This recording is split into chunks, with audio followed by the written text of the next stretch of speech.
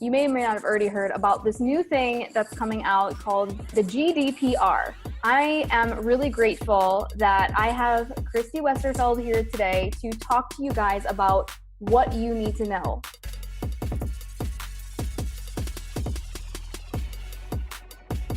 Maybe you're hearing about this for the first time going, I don't even know what you're talking about. Well, hang out for a sec because we are going to dive into all of what it is, how it's going to affect you. But first, I just want to quickly introduce Christy. So she is an attorney and legal resource for online entrepreneurs and coaches, and she helps savvy, badass business women cut through the confusion and overwhelm of legal and create easy and affordable plans of actions to legally protect their websites, their businesses, and now this new world of GDPR. So Christy, thank you for being here and showing up to clarify some of what's going on for all of the rest of us. Of course. Thank you so much for having me. I love your podcast and am so excited to be here to chat with you and hopefully ease some of the panic and confusion that's kind of starting to boil up around the GDPR and kind of talk about how it really affects us and what we need to do. Yes. Okay. So to kind of kick this off, what exactly is GDPR? Like, what is it? Yes. Great question. Okay. So the GDPR stands for General Data Protection Regulation, which probably doesn't really help that much. It's a set of regulations coming down from European Union laws, and it basically surrounds data protection and privacy for all individuals within the European Union. So I realize that's kind of still confusing, but that's the definition, and really kind of what's at the crux of the GDPR and really what it's about is really a way for those in the European Union to have more control over what happens to their data. So it's a way for people in the European Union to have more control over what happens to their data, and it also requires us as people who are typically collecting data from people in the European Union to be a lot more straightforward, transparent, and get a lot more specific with our consent requirements for the ways that we collect and use people's data. And when I talk about data, this is names, emails, credit card information, billing information, things that we typically collect from people. It's not just data like IP addresses and more kind of automatically collected data, although that is included too. But it's really anything that we collect from people that are in the European Union. We have to change the way we act towards them. Got it. So why specifically did they decide to create this new law? Yeah, that's a good question. I think as far as kind of the bigger picture of why this is so important, if anybody has seen kind of the crumbling of Mark Zuckerberg and the Facebook situation, he did great in front of Congress, I think, but you see the kind of the effect that Facebook's data breach had. I mean, you went to Congress, people care about this. Yeah. And I think as far as the GDPR, interestingly enough, it's not actually new. It was created a couple years ago. It's just becoming an issue because the compliance deadline is May 25th of 2018. So we're just kind of hearing about it now. It's just becoming an issue. It's not technically new law, but they're going to start enforcing it, which is why it's kind of generating a lot of questions now. And I think really the reasoning behind not only the GDPR, but also a broader, kind of on a broader level, is as things become more automated online, as people have are transferring a lot more data online and third parties are having access to it. We're doing things like Facebook marketing, we're creating lookalike audiences, we're uploading people's email lists, and we're able to do kind of crazy things with people's data. It's kind of the other side of that argument is looking at, okay, well, is this okay with people? Like, if I sign up for someone's checklist, did I consent to my email address being used for everything else, added to email lists, lookalike audiences, Google Analytics, like the things that we do to track people's behavior and to, kind of what we use their data for. Are they really consenting to that? And we'll get more into that. But I think kind of to talk on a bigger picture level as to why this is important and what it really means. Really what's at the center of all of this is that accountability and transparency, and then a bigger responsibility for us as business owners when we're collecting information from people. A lot of people think of email lists like they're nothing unless you've got like 8,000 people, right? Like, yeah. I have 600 people on my list, I'm basically nothing. That's 600 people that you have a responsibility to protect, safeguard, responsibly use, and all of that to their information. So if you've got 100,000 people on your list, I think it's going to encourage people to think of their list not just as statistics and numbers, but as actual people who have entrusted them with their information, and to really think, take a minute and think more about what consent these people have given.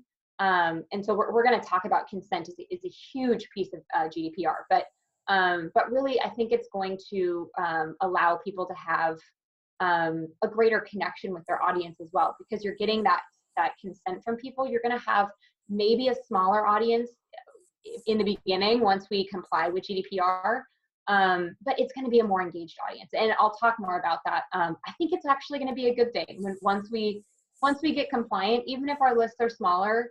The people that we're going to end up deleting are people who weren't engaged anyway. So, Absolutely.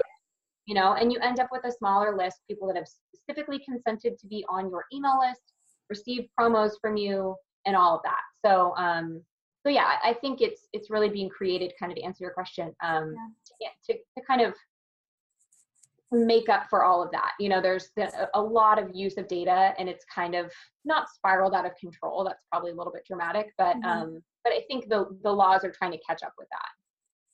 I like that you put it that way, and I appreciate that, because like you said, people are going to need to be a little bit more responsible about the way that they handle data.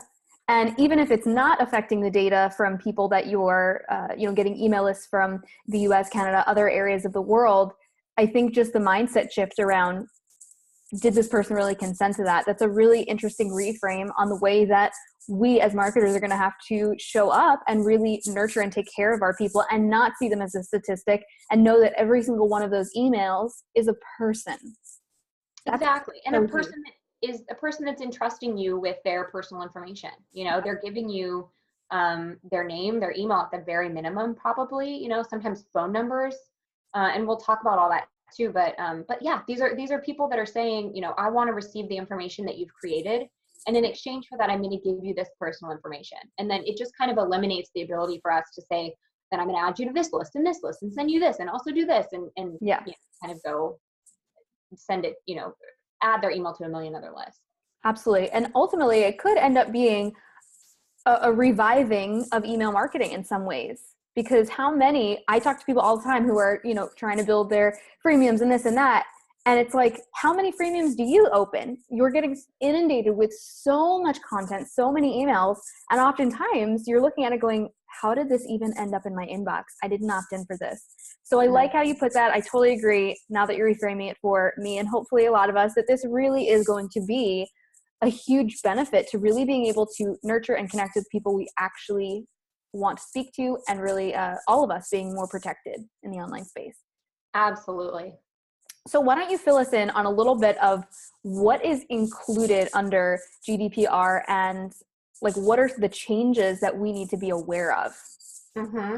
So I'll kind of try to start broadly here, just to kind of include everybody, people who are aware of GDPR. This might be a little bit of review, but if you're one of the people that is going, I've never heard of this, or you've just recently kind of started paying attention to it, hopefully this is helpful to you. Yeah. So to get a little bit legal here, we're going to get a little bit classroomy. Under the GDPR, it applies to companies involved in the processing of personal data of those located in the EU. So I just want to kind of hit this point of the does it apply to me question, because this is kind of the initial threshold that a lot of people are struggling with. If you're located in the US or Canada or not in the European Union, a lot of people brush this off and say, it doesn't apply to me, it's only in the EU. Not true, because it applies to companies involved in the processing of personal data of those located in the EU. So the processing of personal data just means collecting, using, organizing, storing, even deleting counts as processing, just using in general. And then personal data, of course, anything, any information relating to an identifiable person. So interestingly enough, somebody who is not located in the EU will be subject to the GDPR, where the processing activities, so the way you're collecting the data, are related to offering goods or services to people in the EU. So if you have a website where you're offering goods or services to people, and that includes those in the European Union, or people in the EU can join your email list. They can, if they see a freebie of yours on Facebook, can they opt in? Can they be added to your list? Are you collecting data from them? If the answer to that is yes, even if it's like, there's less than 100, it's just a few people here and there. If you're marketing to them and if they're able to join your list, it applies to you. And then as we talk more about like what's included, it's really, I kind of struggle with how much to tell you because I could talk about this for a long time. So what's included is, do you want me to talk about like how we comply, or more kind of big picture? Yeah, if you want to pick a specific thing, we could specifically talk about like email marketing and how that's going to, because that's one of the biggest things I know for a lot of the people who are listening to this right now. They're going, well, wait a minute. If I'm getting somebody's email from an opt-in, what's different now? How is this going to change? And if I already have a sizable list, how do I now figure out how to separate? Because even if it doesn't need to necessarily be a new opt-in. If somebody is already on your list and has been on your list and they are in the EU, there are certain things that you now need to do in order to make sure that you have consent from them to continue marketing to them. Correct. So let's talk a little bit about how they can maybe do that, and a little bit more detail about how what exactly that entails. Yeah. So number one, first and foremost, really quick, I just want to say how to comply with the GDPR. Number one, you need a privacy policy. This is not new. If anybody has listened to me before, chances are you've heard me say you need a privacy policy. Yeah. This is something that you should already have in place due to California laws. But now not only do you need one, even more so now, but now you need one that's GDPR compliant. And what that means is it basically, you need to have additional information in your privacy policy to be even more transparent about the data you're collecting, why and how you're using it, how you're protecting it, how you're going to share it, all of those things. And then the GDPR also adds 8 different rights of users. And I can certainly, if we want to add in the show notes, I'm happy to add more information on this rather than kind of read it all. But there's additional rights that people need to be made aware of, and that has to be in your privacy policy. So all of this can be resolved by just making sure you have a GDPR compliant privacy policy on your website. So that's kind of action step 1, is get a GDPR compliant privacy policy and make sure you have it in the footer of your website. In addition to it being in the footer of your website, it's got to now, this was always true, but again, this is vital now. It has to go on all of your opt-ins. So anytime you have anywhere that people can put personal information. So if you've got a landing page, if you use lead pages and you've got, the little box where people enter their name and email and then hit sign me up, in that little box, you're able to change what goes in the bottom. I think at least for lead pages, the default is like, we respect your privacy, or it says something like that. You've got to change that now. And make sure your GDPR compliant privacy policy, make sure you've got a link there to your privacy policy. Wow. So now it's not just needing to be at the footer of the landing page, but now also in the actual opt-in box. Wherever their data, wherever they're entering their data. And really the reasoning behind this is that transparency and even more so consent. And really the bottom line for GDPR and what I want you guys to always kind of be considering is for every time you collect someone's data, ask yourself, what is my reason for collecting this information?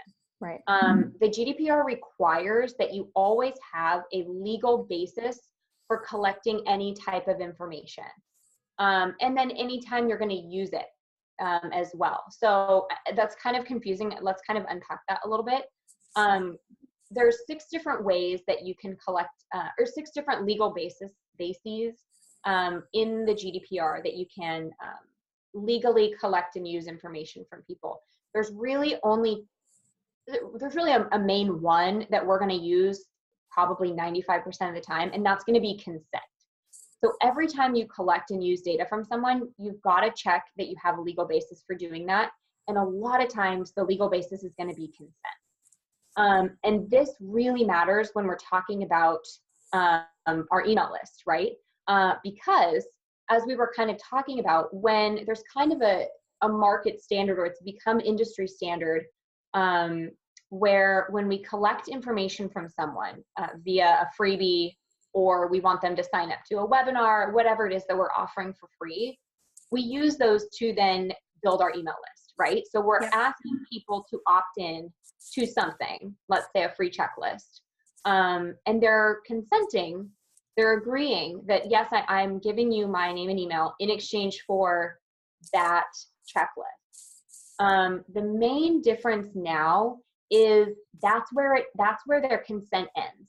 We can't then add them to our email list to send them into our sales funnel, promo, emails, et cetera, because they've only given us consent to use their personal information for the checklist. Does that make sense? Mm-hmm. So we can go into greater detail, and we were talking about this before. I actually have, I just did a webinar on this, and we can share the link to the replay of the webinar. Yes, we'll definitely link that up underneath the video if you guys are watching this live, as well as in the show notes on the podcast, so that you can, go and watch that, because you said that it was like 2 hours long. So you'll get a lot more specific detail on how this is going to impact your business. I am curious though, when we're talking about sales funnels, what would be the things that people then now need to do in order to, because of course, for some of us, I might say, well, I don't really have too many people in the EU who are coming in, so I don't want to just cut off funnels that I've created. Sure. What is something, I guess, creative that you've heard people are doing now to qualify whether that person is in the EU or elsewhere? And I know some people are saying, oh, my email marketing system is tracking IP addresses, and that's how it's determining where people can go, if they're going to continue down the sales funnel and get these follow-up emails, or if I need to re-engage them to get their consent now to go into that funnel. So I'm just curious how that would all work together. So there's a couple different ways you can do this. So when we're talking about really how to comply with our current list that we've built, let's talk about 2 things. First, let's talk about what to do with our current list, and then we can talk about kind of moving forward, how we can comply. So with our current list, number 1, act quickly.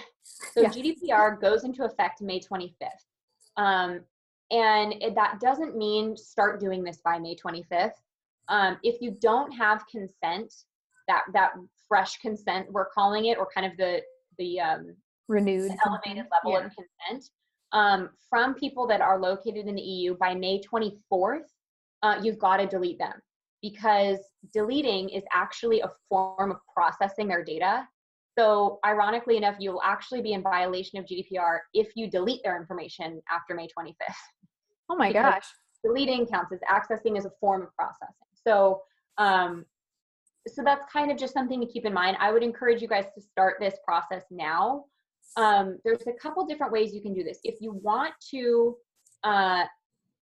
so really, who do you need consent from, right? If we live in the US and we've got people on our list from the EU, in order to comply with GDPR, it's just the individuals that are located in the EU that are on your email list that you've got to deal with. So you can keep your non-EU people on your list without obtaining that elevated level of consent. In order to do that, you kind of mentioned it. This kind of goes above my education in terms of technology, but the way that a lot of email companies or email marketing systems work is you can actually, like you said, track people's IP and see where they were located when they opted in. Right.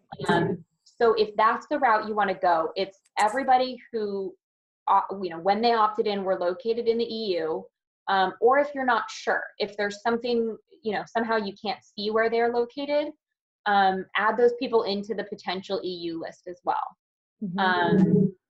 And then for those people, you're going to have to get that elevated level of consent. And you can do that in a number of different ways.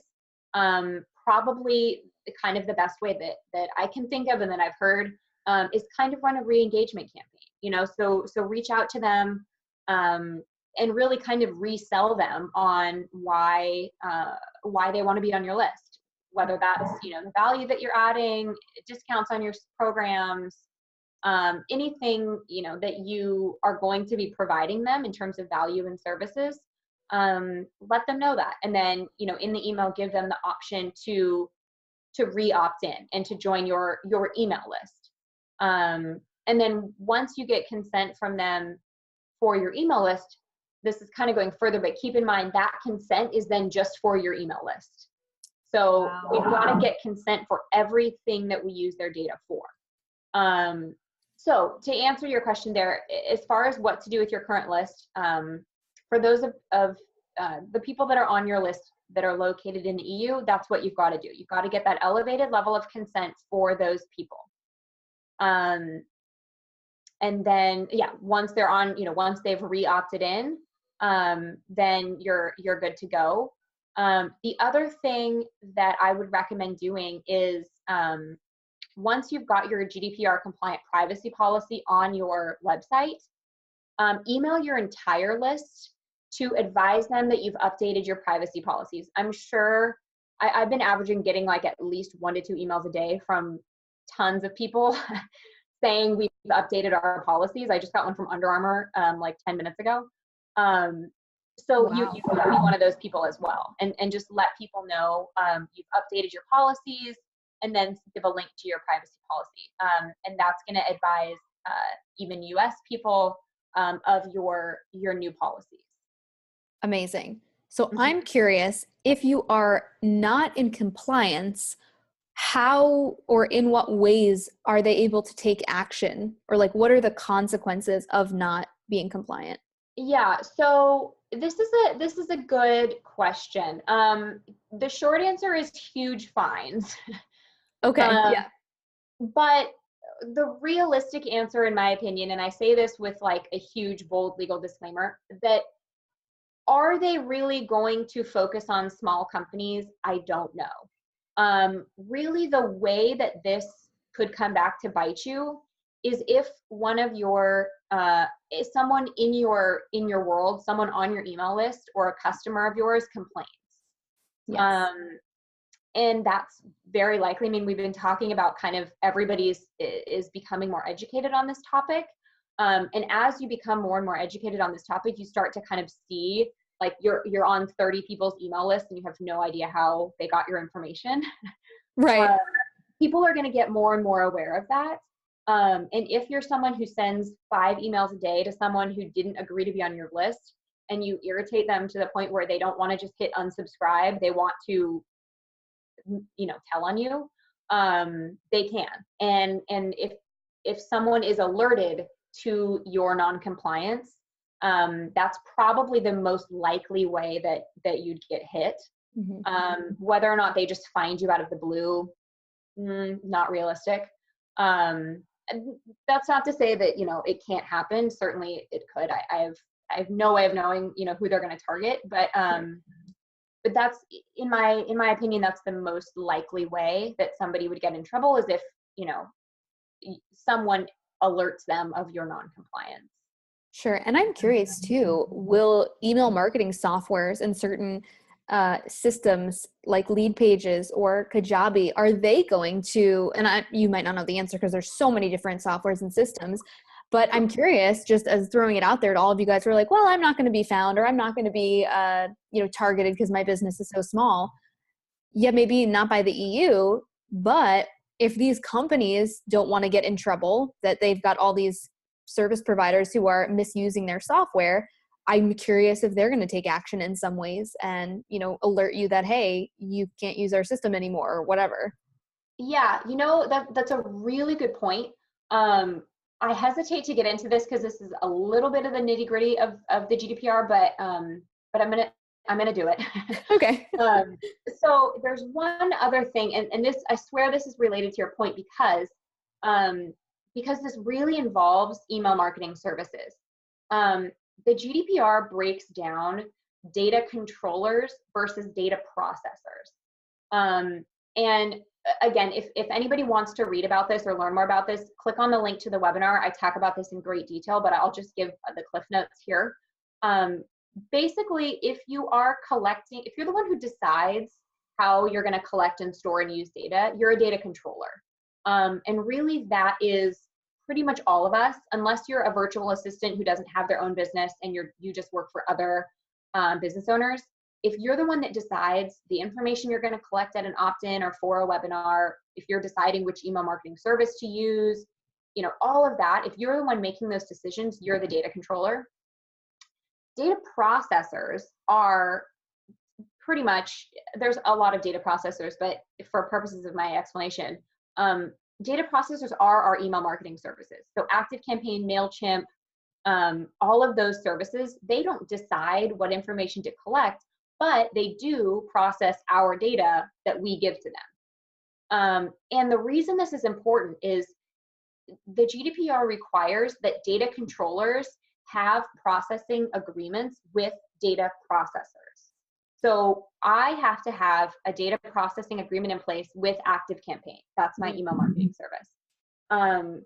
And interestingly enough, obviously services like ActiveCampaign aren't going to sign a million, of their users different data processing agreements.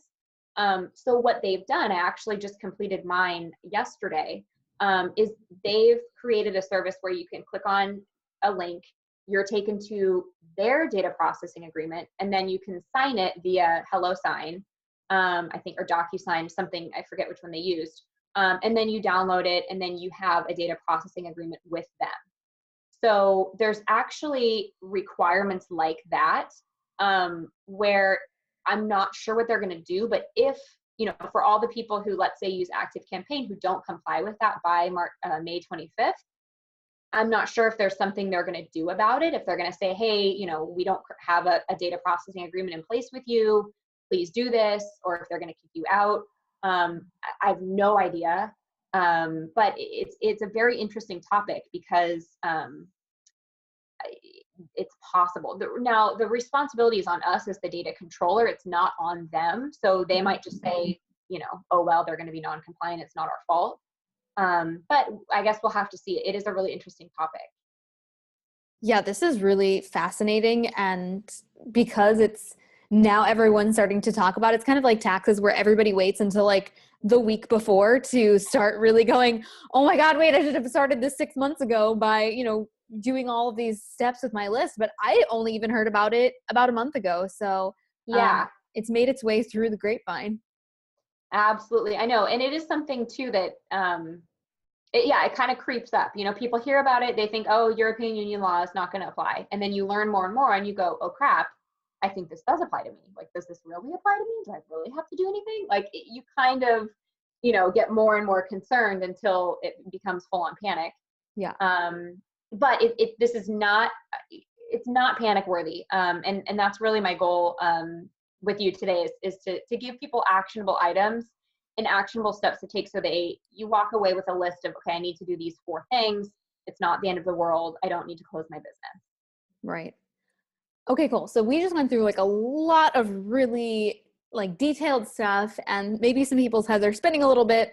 What are the other important key pieces of this that we haven't covered yet? So really the main thing that's left, we talked about the privacy policy. Um, Basically the long and short of that is get a GDPR compliant privacy policy. If you need a template, I sell them. I was going to say, where can we go? Yeah, just ChristyWesterfeld.com. If you click on individual templates, privacy policy is the first one right there. You can purchase it and then you're protected. So that's number one. Get your privacy policy in place. Make sure that's on your website footer. Make sure that's in your opt-ins. And I would also recommend emailing your list and just saying, I've updated my privacy policy. Here's a link.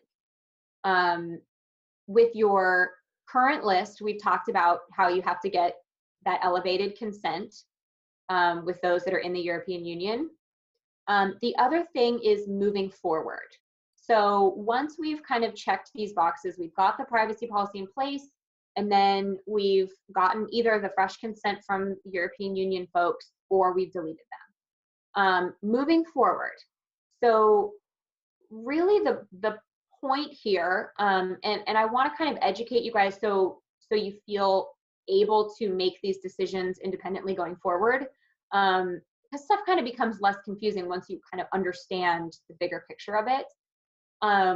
Moving forward, really the key piece to keep in mind is you have to get that clear, unambiguous, specific consent from each individual to allow you to use their data in each way you want to use it.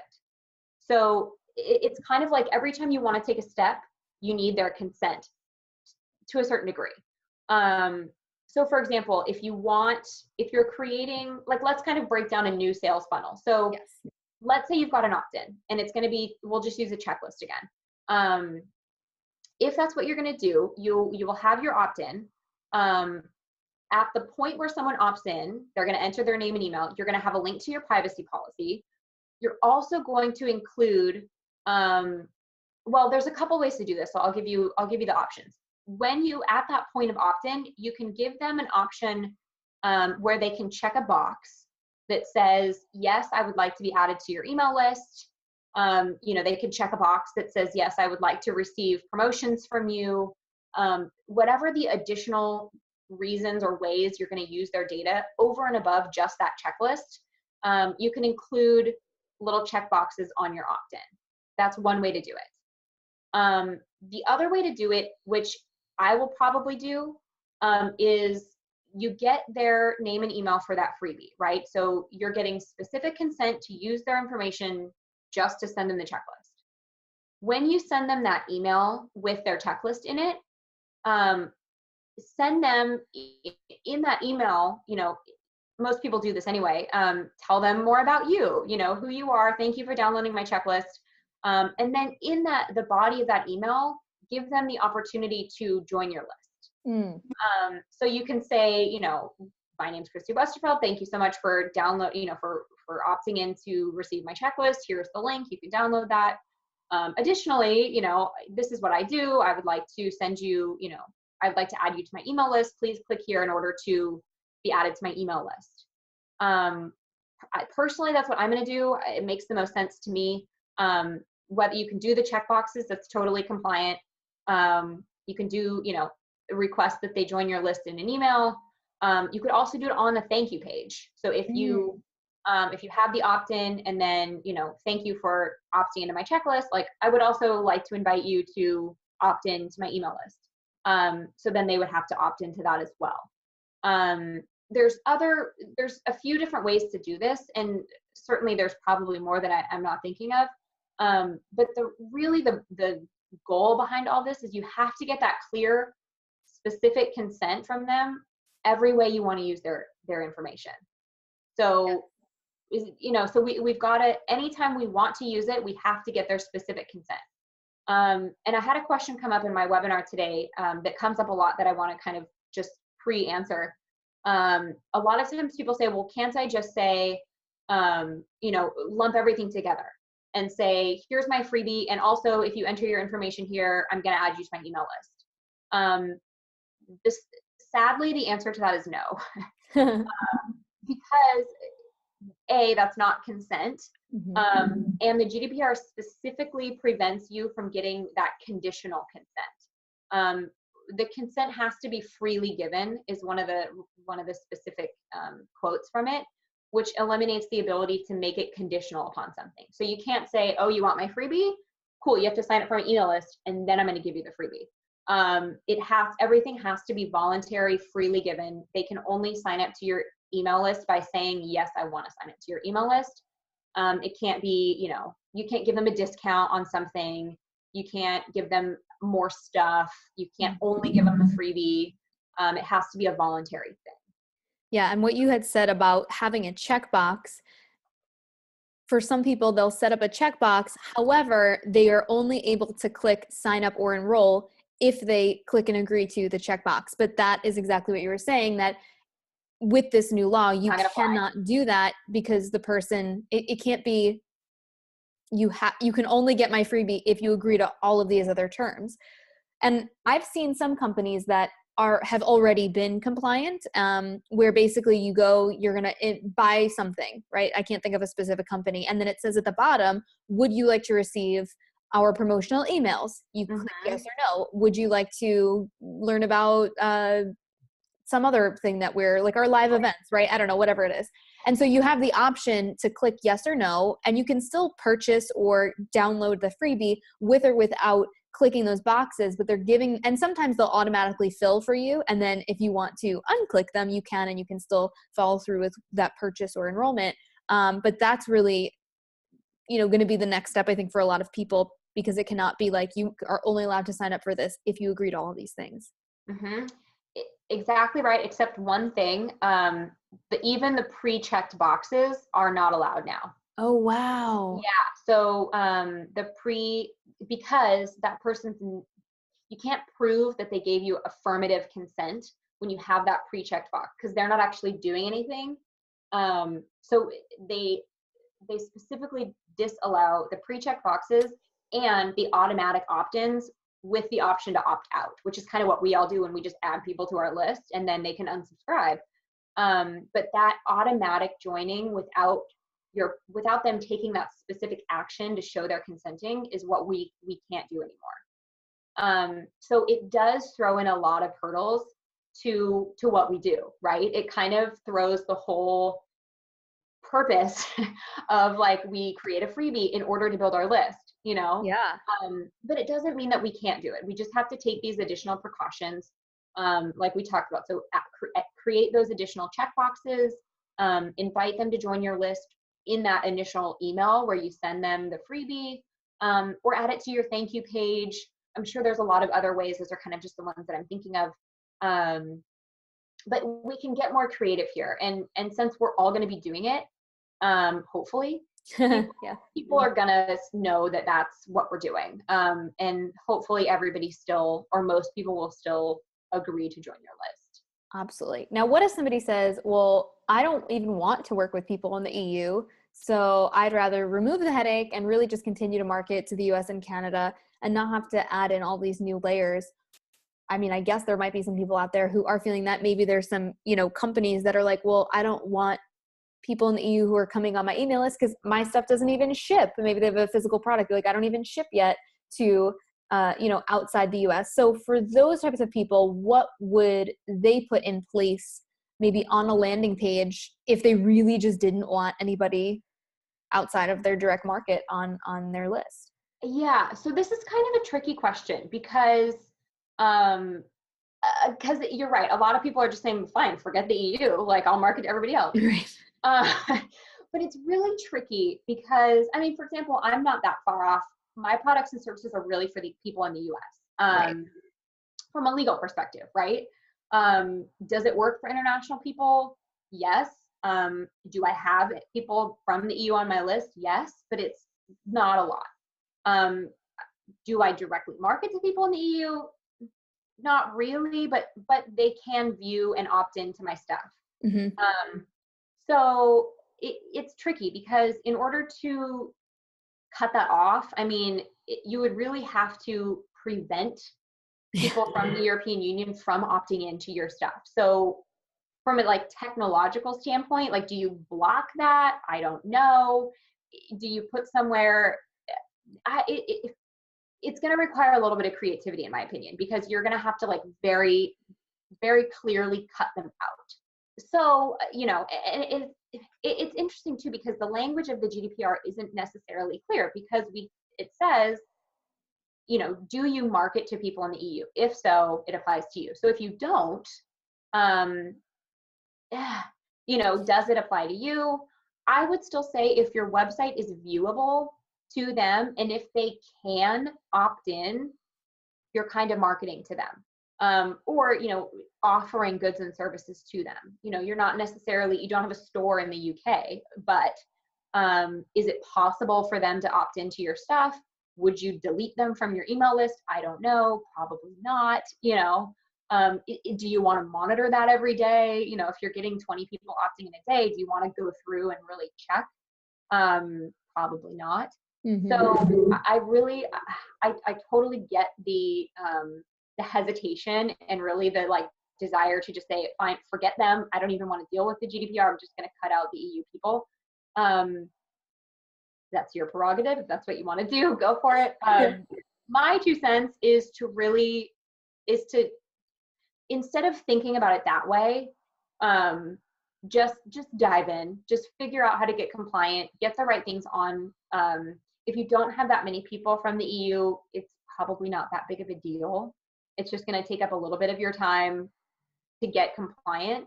And then it's going to give you a little bit of a trip up when people opt in. You know, do you have to take that additional step to ask them permission to opt into your email list?